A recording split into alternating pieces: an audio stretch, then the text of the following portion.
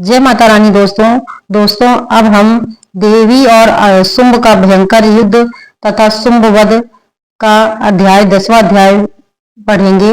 महर्षि मेधा ने कहा, हे राजन, अपने प्यारे भाई को मरा हुआ तथा सेना को नष्ट हुआ देखकर क्रोध में भरकर दैत्यराज शुंभ कहने लगा, अरे दुष्टा दुर्गे, तू बल के अहंकार से गर्व मत कर। अरे अभिमानी, तू अन्य स्त्रियों के बल पर लड़ रही है।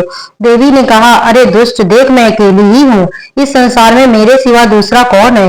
यह सब मेरी विभूतियां हैं। देख, यह सबकी सब मुझ में प्रविष्ट हो रही हैं। इतना कहते ही ब्राह्मणी आदि सब देवियां उस देवी के शरीर में लीन हो गईं और अकेली चंडिका देवी ही रह गई। देवी ने कहा, मैं अपनी ऐश्वर्य शक्ति के संपन्न अनेक रूपों में यहाँ विद्यमान थी। उन सब रूपों को मैंने समेट लिया है। अब अकेले ही यहाँ खड़ी हूँ। अब तू भी स्थिर हो जा।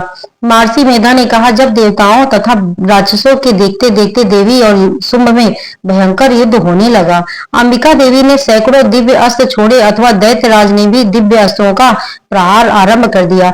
देवी के छोड़े सैकड़ों दिव्य अस्त्रों को शुंभ ने अपने अस्त्रों द्वारा काट डाला।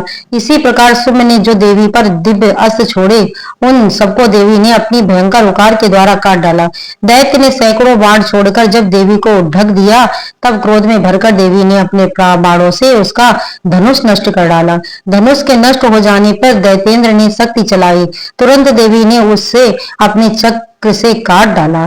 फिर दैत्येंद्र तलवार तथा 100 चंद्रमा वाली चमकती हुई ढाल लेकर देवी की ओर दौड़ा और जैसे ही देवी के समीप पहुंचा तो देवी ने अपनी तीक्ष्ण बाणों से उसकी तलवार तथा सूर्य जैसी चमकने वाली ढाल को काट दिया।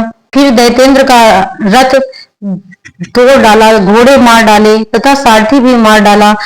तब यह भयंकर मुद्गल लेकर देवी पर आक्रमण करने के लिए चला, किंतु देवी ने अपनी तीक्ष्ण बाणों से उसके मुद्गल को भी काट दिया। इस पर क्रोधित हुए दैत्य ने दौड़कर देवी की छाती में बड़े जोर से एक मुक्का मारा।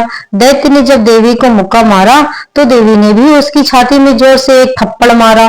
थप्पड़ खाते ही दैत्य पृथ्वी पर गिर पड़ा, किंतु तुरंत ही वह उठ खड़ा हुआ। फिर वह देवी को पकड़कर आकाश में स्थित हो गया और वहां आकाश में भी दोनों में घोर युद्ध होने लगा। वह युद्ध ऋषियों व देवताओं को आश्चर्य में डालने वाला था। देवी आकाश में दैत्य के साथ बहुत देर तक युद्ध करती रही। फिर देवी ने उसे उठाकर आकाश में घुमाकर पृथ्वी पर पटक दिया।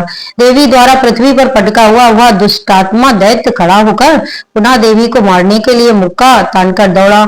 तब उसको अपनी ओर आता हुआ देखकर देवी ने उसकी छाती त्रिशूल भोंकर विदीर्ण कर दी और पृथ्वी पर पटक दिया। देवी के त्रिशूल से छत विच्छत होकर पृथ्वी पर गिरते ही उसके प्राण निकल गए। उस दैत्य के गिरने की धमाके की आवाज से द्वीप, समुद्र और पर्वत, पृथ्वी तथा कांपने लगे। उस दुरात्मा दुष्ट के मरते ही संपूर्ण जगत प्रसन्न व स्वस्थ हो गया। आकाश निर्मल हो गया।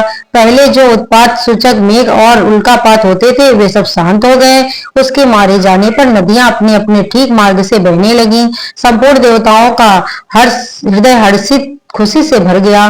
गंधर्वनियां सुंदर गान करने लगी, गंधर्व बाजे बजाने लगे और अप्सराएं नृत्य करने लगी।